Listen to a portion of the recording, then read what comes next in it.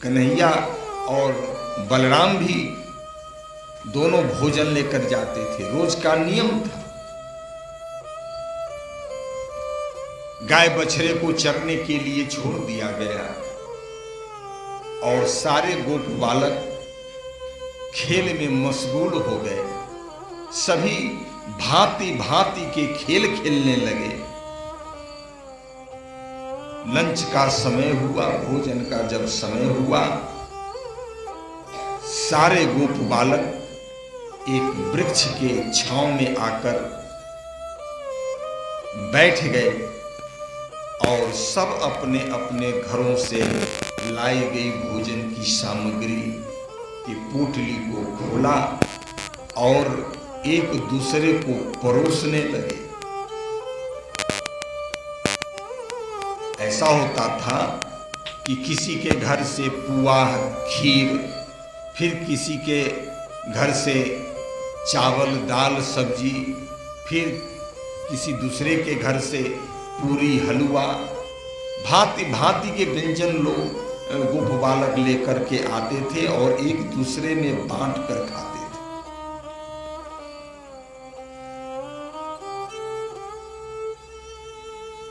और बांट कर खाना भी चाहिए। कुछ लोग ऐसे भी होते हैं कि किसी को खिलाना नहीं चाहते, भले ही भोजन करके यदि बच जाए तो उसको फेंक देंगे, लेकिन किसी दूसरे को खिलाते नहीं।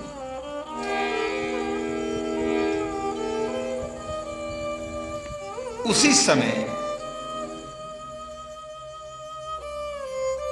उन सारे गोप बालकों में एक का नाम था मधुमंगल।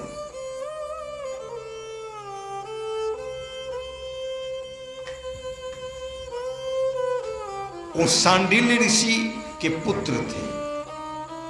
माता का नाम श्रीमद् भागवत के अनुसार पूर्णमासी। तो दोनों पति पत्नी तपस्वी थे। घर में कभी चूल्हा नहीं जलता था, फलाहार करते थे।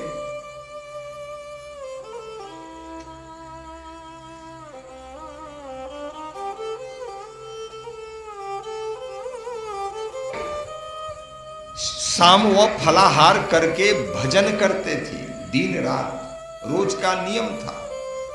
और मधुमंगल गोप बालकों के यहां ही भोजन करता था।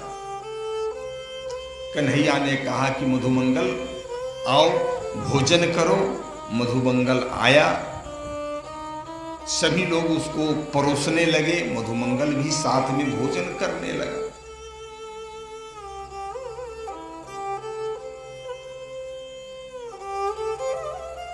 सभी एक दूसरे को परोसने लगे।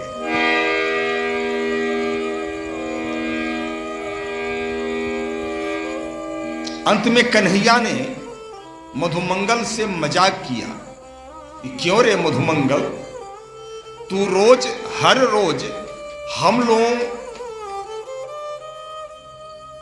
के लिए जो भोजन आता है उसमें तुम भोजन कर लेते हो, और तेरे माता पिता इतने कंजूस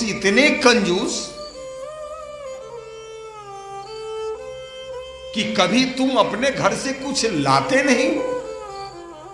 तुम्हारे माता पिता बहुत कंजूस हैं। और मधुमंगल को यह बात लग गई। मधुमंगल दौड़ता दौड़ता अपने घर आया और अपने पिता सांडिल्य और माता पूर्णमासी से कहा कि मैया, आज बहुत शर्मिंदा होना पड़ रहा है। सब दिन हम गोप बालकों के यहां भोजन करते हैं, तुम अपने घर में कभी अग्नि प्रज्वलित नहीं करती हो, चूल्हा नहीं जलाती हो, भोजन नहीं पकाती हो। आज कन्हैया ने मुझे ताना मारा है। यदि घर में कुछ है तो दो। तो मैया पूर्णमासी ने कहा कि बेटा ज्यादा नहीं 2 मिनट तू इंतजार कर। उसी समय मैया पूर्णमासी थोड़ी सी खट्टी छाछ बची थी एक पात्र में, मिट्टी के पात्र में। मैया पूर्णमासी उसी समय चूल्हा जलाई और बर्तन में उस छाछ को कढ़ी बना दी और एक पात्र में दे दिया कि जाओ लेकर कन्हैया को खिलाना। अब वह कढ़ी लेकर मधुमंगल चला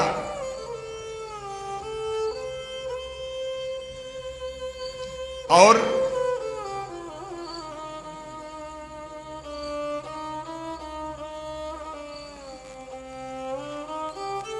कढ़ी लेकर के आया गोप बालकों के मध्य में, लेकिन कन्हैया से थोड़ा दूर पर ही बैठा था। अब उसको शर्म लग रहा है कि घर घर से इतने व्यंजन पकवान, मालपुआ, खीर, पूरी, नाना प्रकार के व्यंजन में हमारी कढ़ी की कोई कीमत नहीं है। अब देने में संकोच कर रहा है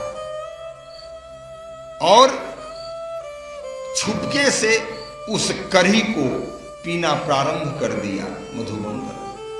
कन्हैया ने देखा कि मधुमंगल अपनी कढ़ी को खुद पी रहा है। कन्हैया दौड़ता हुआ गया और उसके हाथ से कढ़ी का पात्र छीना झपटी में ही सारा वो कढ़ी जो है नीचे जमीन पर गिर पड़ा। अंत में कन्हैया ने मधुमंगल को पकड़ा, आलिंगन में किया और उसका मुख चाटने लगा।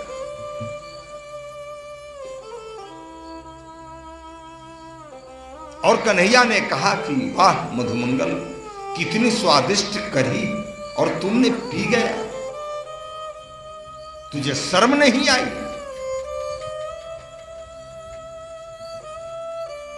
यह दृश्य चल ही रहा था।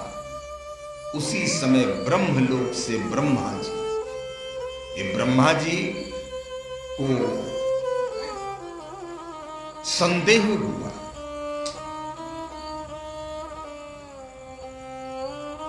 कि भगवान अवतार लेकर वृंदावन में आए हैं और ग्वालों के साथ गो बछड़ा गोचारण करने के लिए रोज जाते हैं और सबके संग में बैठकर भोजन करते हैं, एक दूसरे का जूठन खाते हैं।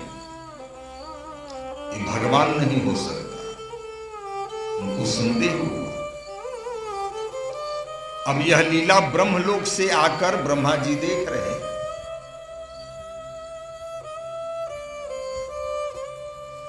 यह वही ब्रह्मा जी हैं जो वसुदेव देवकी के गर्भगृह में जाकर गर्भ स्तुति की, देवताओं के साथ गए थे कि प्रभु आप अवतार लीजिए। ये वही ब्रह्मा जी। आज ब्रह्मा जी को संदेह हुआ भगवान की लीलाओं पर। उसी समय ब्रह्मा जी ने क्या किया,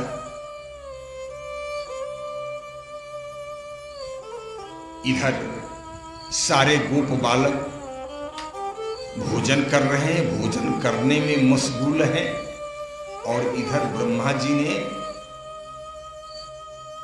गाय और बछड़ों का अपहरण करके ब्रह्मलोक ले गए।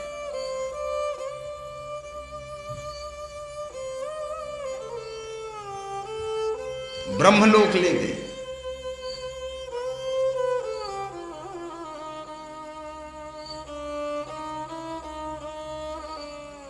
जब सबने भोजन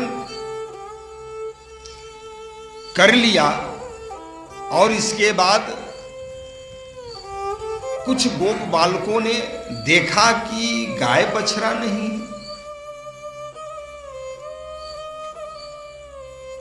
कन्हैया से कहा कि कन्हैया गाय बछड़े नहीं है यहां पर। कन्हैया ने कहा कि ढूंढो, कहीं दूर जंगल में चला गया होगा। सबने ढूंढना प्रारंभ किया।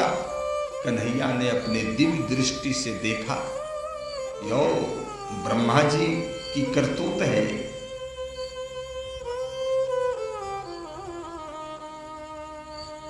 अब ब्रह्मा जी ये नहीं जानते हैं ये भगवान है, उनको संदेह हो रहा है। अब ब्रह्मा जी ने सोचा कि बिना गाय बछड़े का इन गोप बालकों का क्या हाल है, जरा देखूं जाकर।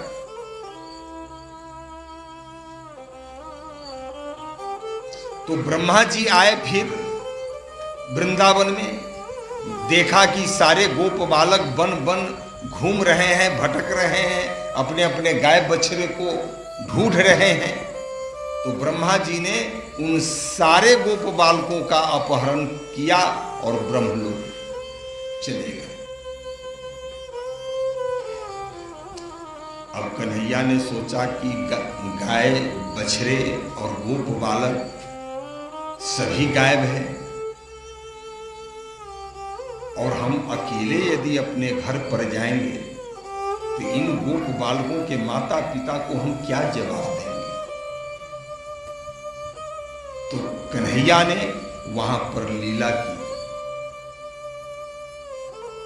अपनी शक्ति से, अपने ऐश्वर्य से जितने गाय बछड़े थे ना, ठीक उसी आकार का, उसी रंग का सारे गाय बछड़े को उन्होंने प्रकट किया, और जितने गोप बालक थे उन सारे गोप बालकों को भी प्रकट किया। अब दो जोड़ी हो गए, ब्रह्मलोक में जो गाय बछड़े हैं और गोप बालक हैं, ठीक वही यहां भी है। और उन सबको लेकर कन्हैया ने अपने घर चला।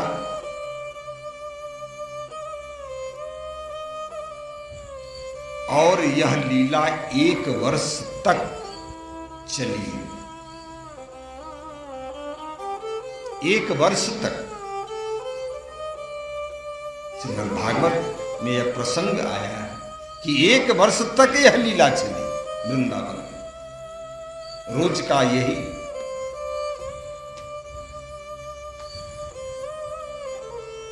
तब एक दिन की बात है, कन्हैया ने सोचा कि अब ब्रह्मा जी को ज्यादा भ्रम में रखना ठीक नहीं है, कुछ करना चाहिए।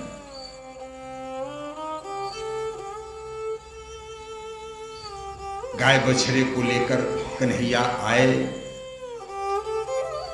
सारे गोप बालक को लेकर उस जंगल में आए और अपने ऐश्वर्य के द्वारा